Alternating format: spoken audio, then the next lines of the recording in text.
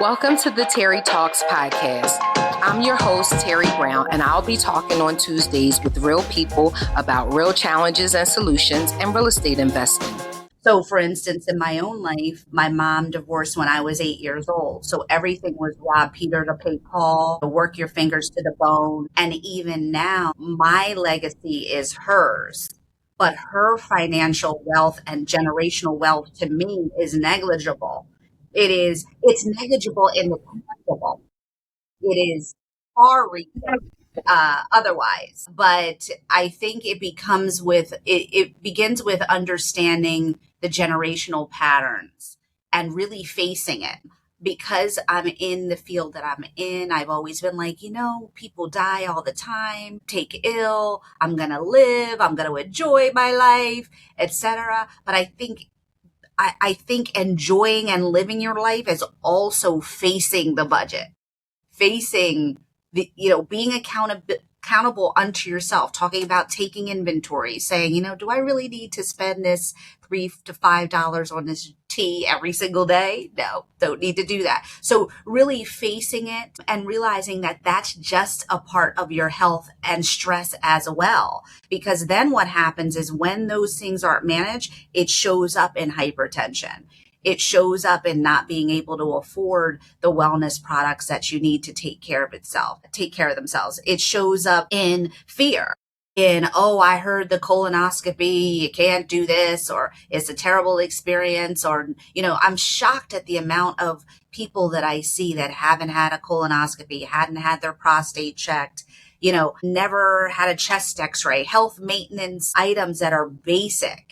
Well into their 70s out of fear. So all of that becomes cyclical. So identifying generational patterns that can contribute to lack. Like that because, and you talk about these bloodlines. I don't think, we understand how, generationally things can impact us.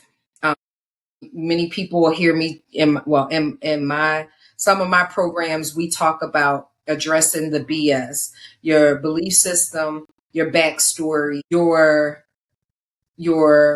blind spots, your business structure, right? And there's some other things that we've thrown in there.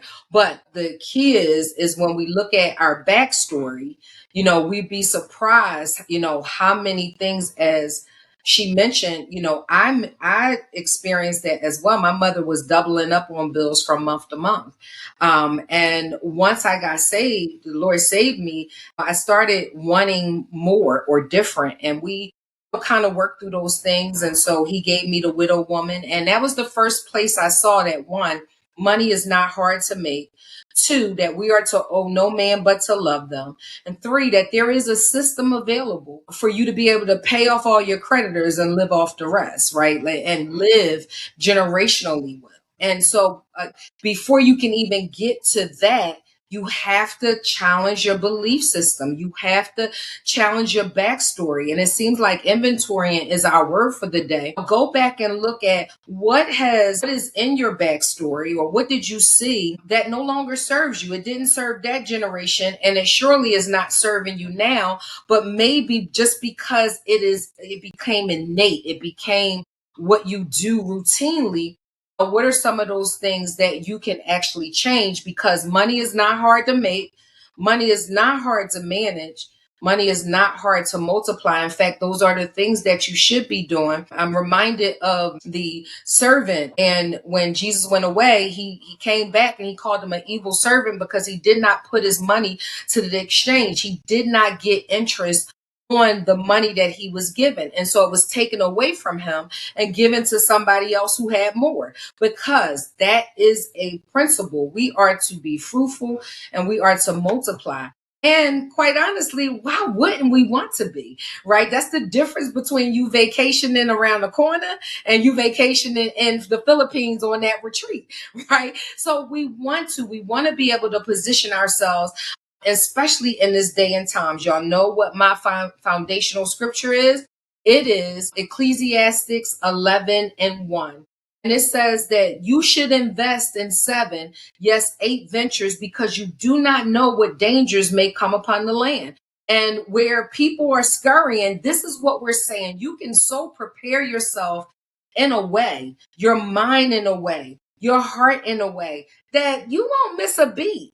Yo, we could have talked for days, but because we want you to join us next Tuesday for another episode of Terri Talks, that's it for today.